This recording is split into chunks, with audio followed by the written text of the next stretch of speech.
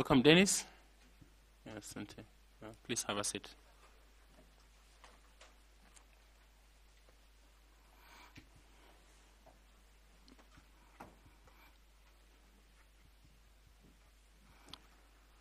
Denis, my name is Nelson Makanda, and I'm the chair of this panel. It's a great pleasure to have you come and interview for this position of member of the IEBC Commission. Congratulations for being shortlisted. And we would like to introduce ourselves before we come to you. Linda, please. Thank you, Chairman. Good morning, Mr. Omindi. My name is Linda Kiome. I sit in this panel as the Vice Chair. Let me take this opportunity to welcome you for this interactive interviewing session. Karibu. Denis, habari asubuhi. Naitwa Bwana Andrew Tanui, mwanachama wa chopo hili la uteuzi, na karibu. Asante. Good morning. Caroline Kituko, a member of the panel. Thank you. Good morning, Denis. Adam Solo, a member of the selection panel. Thank you. Good morning, Denis. Nicodemus Bore, welcome. Thank you. Good morning. My name is Fatuma Ali Saman, and I'm a member of this panel. Thank you. Good morning, Mr. Omindi. I get to call you Mr. Omindi. How are you today? I'm good, thank you. Karibu sana. My name is Kokimuli Grigno, and I am a member of this panel. Thank you. Good morning, Denis. Good morning. My name is Evans Misati, a member of the selection panel, and we welcome you. Thank you. Thank you very much. Now, Denis, we would like you to introduce yourself to us, mentioning critical milestones in your profile and why you think that this position is good for you, noting that IEBC and Kenyan politics have been your client. Let's hear, why do you want to switch the playing number? Please take over. Thank you so much, Chair. First, let me begin by thanking you and the panelists for shortlisting me to appear before you. It's a great honor, really, to begin with. So very grateful for the opportunity.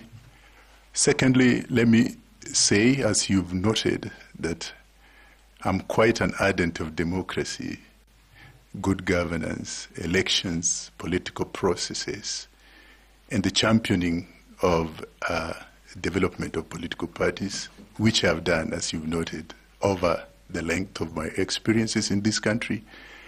And perhaps just to paint, to run you through my career journey so that it's more elaborate and others can also share in the same. Since 2006, I have worked in this space of democracy, governance, elections, political parties, and political process strengthening. I started working as a survey expert, opinion poll expert with the Statement Group. For those who have been in the space long enough, you can remember that. And there, basically, I was doing political polling, using that data to develop policy for political parties, for politicians, for civil society organizations, for parliament, and trying to use those data really to shape policy in our country.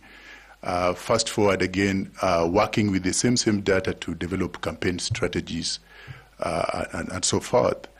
In 2008, I left to the Kenya School of Professional Studies, again now defunct, and I established the Department of Applied Research and continued really supporting areas about research and polling in this country.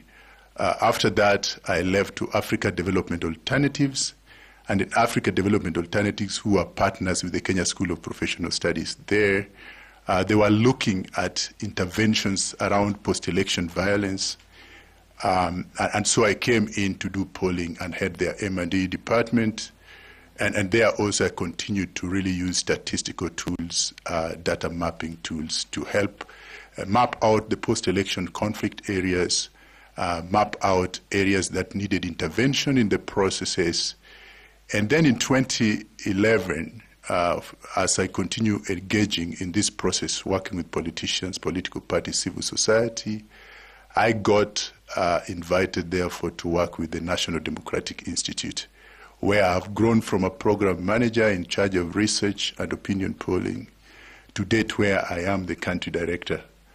So in the process at the National Democratic Institute, I must admit, where I've worked the longest and gained tremendous experience that is very related to the area that we are talking about. I've had the chance to work with political parties, strengthen the capacities within political parties in terms of their inclusion policies, in terms of how they are actually governed. If you remember the transitions that we have had over time in terms of then political party development, in terms of how they can monitor the elections through agents, in terms of just cross-party networking, cross-party dialogue, consensus building, and a raft of that. During the same process, I've also had the chance to work with parliamentarians, particularly the multi-party caucuses, whether it's youth, whether it's women through KEWOPA, youth through the KYPA, disability league disability caucus through the KEDIPA, which some of them have really been involved in terms of establishing, not just working with them. I've also worked very recently after the 2013 election to establish the Kenya Young Members of the County Assembly, which is a caucus that brings all young members of the county assemblies in Kenya together to dialogue on policy issues that affect young people. I've also worked on the County Assembly Disability Caucuses to establish it, which also is a caucus that brings in young, the persons with disability across the 47 counties to engage on policy issues that address the issues of their concern. And so such has been the experience that I've had. In the process, I have worked with the IEBC, I've worked with the PPDT, I've worked with the Judiciary Committee on Elections. In all these processes, really striving to strengthen democratic space and governance in this country. And without failing to mention, working with the political parties liaison committee, whose members I see here, and in the process really advancing multi-party consensus building around electoral and political processes. So thank you, Chair. How do you think that your NDI role and patronage will play in this new role should you succeed? So, Chair, thank you for the question. I look at, with your kind permission, there are 9 aspects that I think are critical for me and why perhaps I actually wanted to get myself into this. The first aspect, and based on my experience and working with the National Democratic Institute, is the need to build public confidence in the IEBC. That is very critical. Recent surveys have demonstrated that only 1 out of 4 Kenyans trust the IEBC. In my experience, that is the lowest in 20 years that we have. So I think it is extremely critical that we build public confidence in the IEBC. The second aspect that I think my place sits very well is the need to strengthen the engagement of citizens and address voter apathy. Now, if you look at the participation rates of the voter turnouts in the last election, at 65, again, that is the least in 2 decades in this country.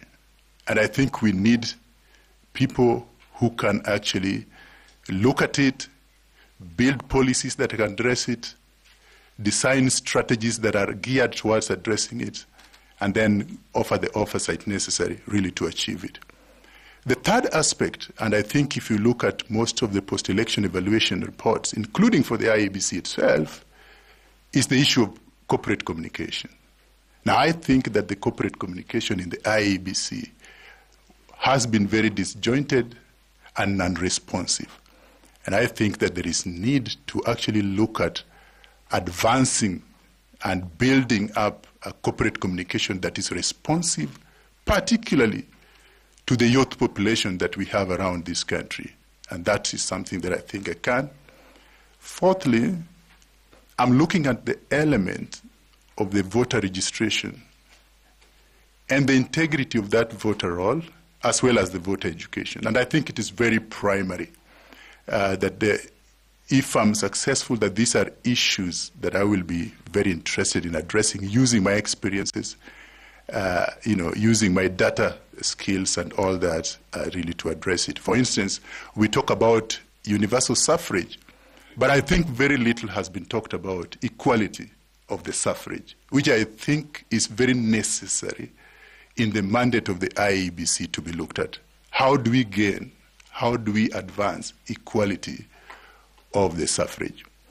Number 5 is the place of technology. How do we leverage technology? How do we leverage the management science tools, in my opinion, that incorporates statistical tools, geospatial tools to advance the role and mandate of IEBC? And those are practically areas that I think I'm able to. Chair, if it looks like I'm going and going, if you give me 1 minute, I will finish. And okay, then just mention the 4, please. Yeah. Thank you very much. I also think that there is the whole place of partnerships and relationship building. And this should not just be partnership and relationship building for the sake, they might be mutually beneficial. The other element I believe that we need to address, there are more than 13 electoral units that have never had representation. And I think that's really an urgent issue that we also need to deal with when I get to IEBC. And of course, then there is the issue of electoral reforms so that the electoral environment facilitates free, fair, credible elections. And finally, really the issue of boundary delimitation. And I want to tie it with the 2/3, which I think are very critical issues. Thank you. Thank you. Linda? Thank you, Chairman. Mr. Omindi, one of the key competencies that you have listed in your CV is that you contributed to the review of the Elections Act, the Political Parties Act, the IEBC Act, the Election Offences Act, and the Elections Campaign Financing and the regulations. Now, kindly appraise this panel on the nature of your contribution and state how it made the electoral system more effective. Thank you. Yes, so in the process of exercising my responsibilities at the National Democratic Institute, engagement on reforms is a key aspect of it. And yes, I have contributed in the reforms of Political Parties Act, in the reforms of Elections Act, and all those laws that you have spoken about.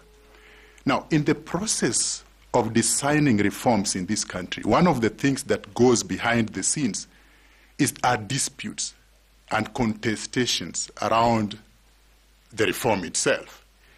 And what NDI does is to facilitate an environment that enables actors from different sectors to build consensus and dialogue around those reforms.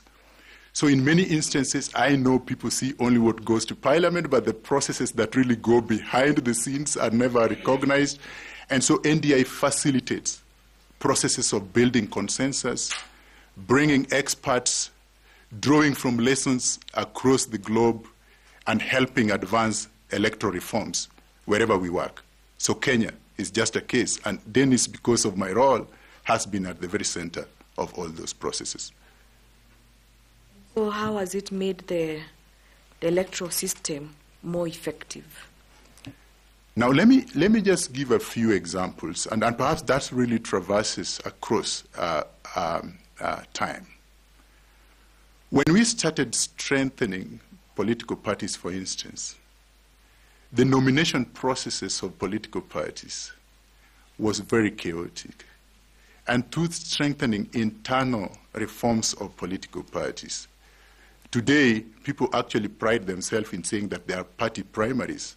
Of course, there are still reforms that are required, but you can see semblance of a process that members go through to identify their members. The second one is actually what the sitting here. I actually find myself very proud because I was part of the people who pushed to have the Political Parties Liaison Committee, Section 38 of the Political Parties Act, put. And I pride myself because we are talking when they have been recognized in spaces like this one to determine the people, the referees on electoral process.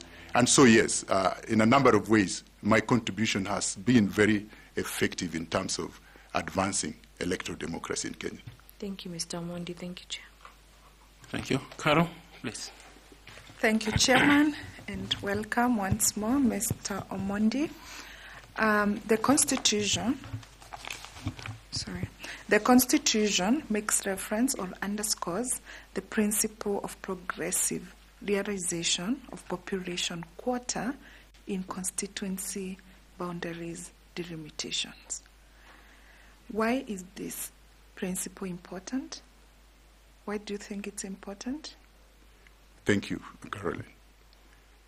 First, if you look at our societies as structured, it really goes back to one of the things I think is extremely significant for our electoral processes, and this is the place of equality of suffrage.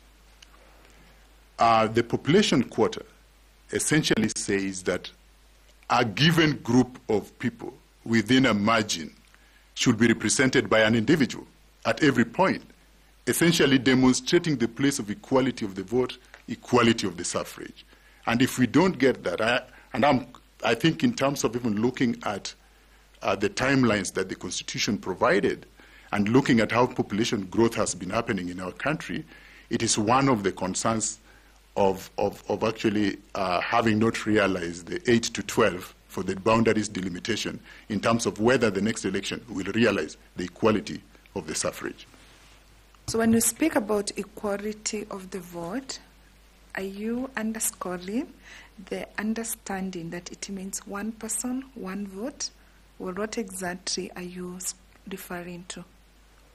So to an extent, they are very tied. So there is the place of universal suffrage, which essentially is directly related to what you're saying, one person, one vote.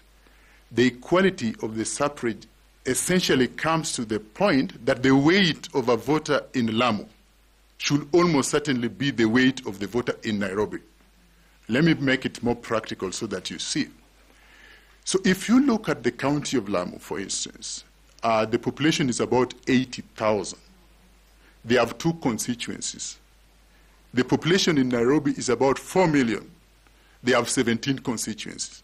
This is what essentially it means. A constituency in Lamu has about 40,000 people.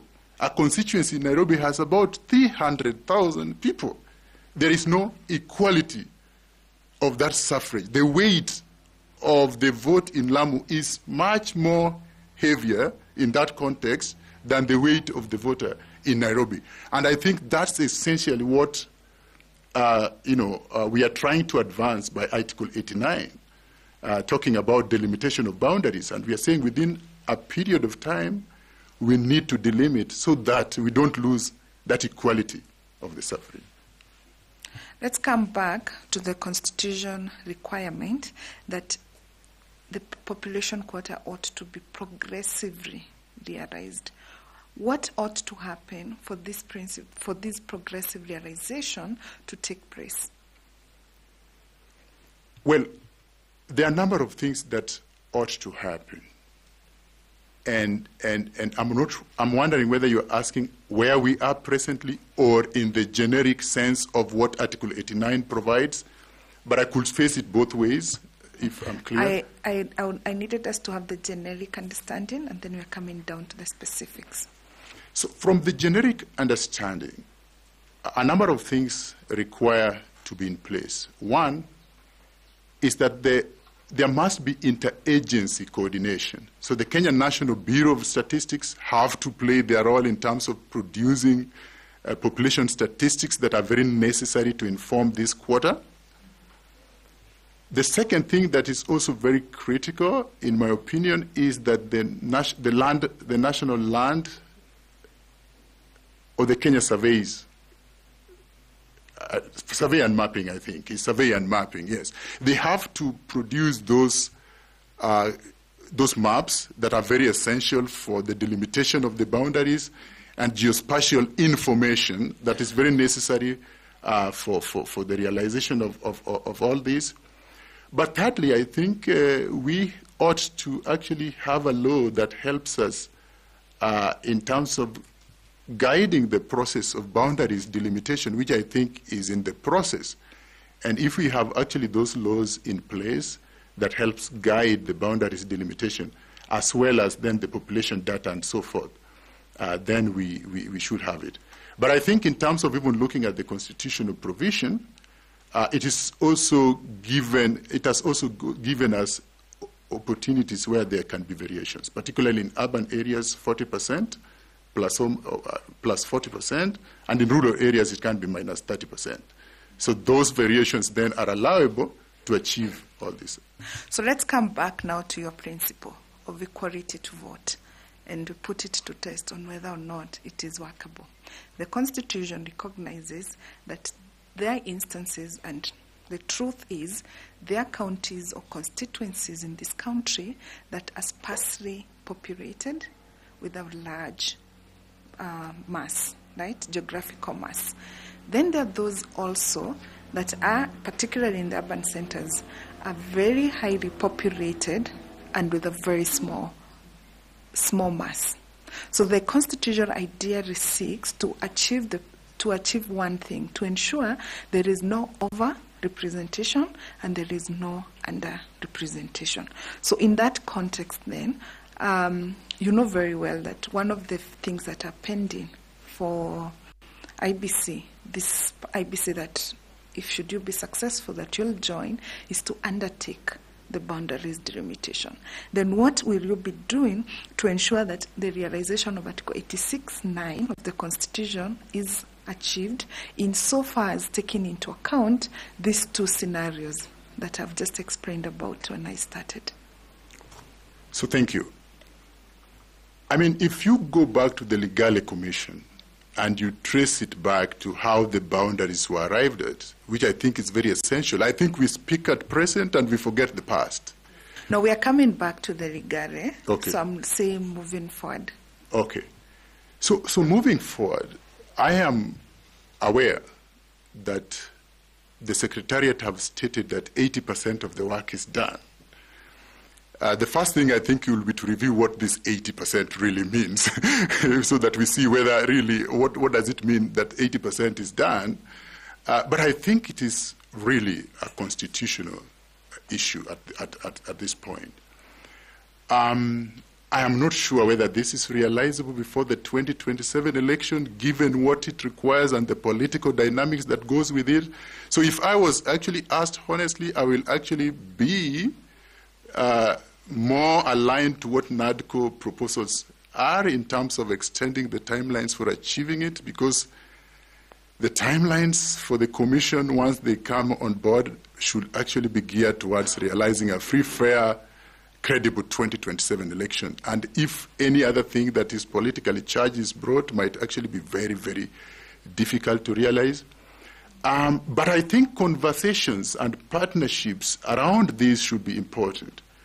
Now, Caro, there is one place that I think has not been effectively looked at, and for me, is the place of geospatial data around boundaries delimitation. And that's something that I have, because of my statistical background, I've had a lot of interest in geospatial data and how that can effectively be used to shorten the processes of these. So if you look at the boundaries as currently provided, and you try then to look at, for instance, using geospatial data, shape files, for instance. Shape files, we call them generally shape files, which is like a map of a constituency, a ward, or whatever it is. But it helps, particularly these Gen Zs who are really technology savvy. They can hover around and see exactly what's really happening. How do we optimize the value of this to actually realize the boundaries that are in a very efficient, quick way for our country? So lastly, and allow me, Chair, for the interest of time, in a very quick way, let's go back now to what I stopped you from speaking about, the 2022 boundaries delimitation processes. What are some of the challenges that came out with that, and how do you, should you be successful, how do you intend to circumvent those boundaries, those challenges that were experienced in 2012? What are some of the challenges? Or 2012? 2012, the first boundaries delimitation exercise. Okay. Now, I think there is still contestation. If you look at the northern Kenya, there is still contestation in terms of what is the population of the northern Kenya. And I think that's going to remain to be a challenge. The court has ruled that there should be another census in that region.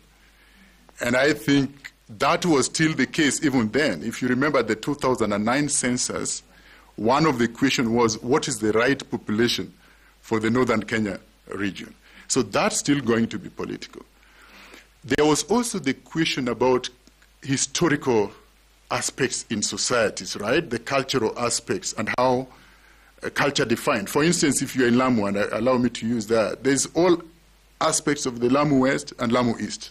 There are cultural aspects, there are all that stuff that really gets it very difficult, because the conversation then was, do we make Lamu just one constituency? And then those cultural aspects were not going to allow. And I think Tharaka Nithi is one of them. Nithi and Tharaka is also one of historical, geographical, and all those contexts. So there have also been those challenges. But I think one that has been very difficult, and perhaps even if you remember, the Legale Commission did not actually finalize its work because of politics. Politics of boundaries is very murky, it gets very vicious. And I think, for me, Caroline, if somebody asks me, the point I talked about relationship building and partnership should come much earlier, so that IEBC is not seen as an enemy, but party to the solution of the problem that the Kenyan society enacted during the 2010 Constitution and requires to be met. Okay, Mr. Omindi, so how do you propose to circumvent these challenges? So the first thing, as I said, I have a managerial science background.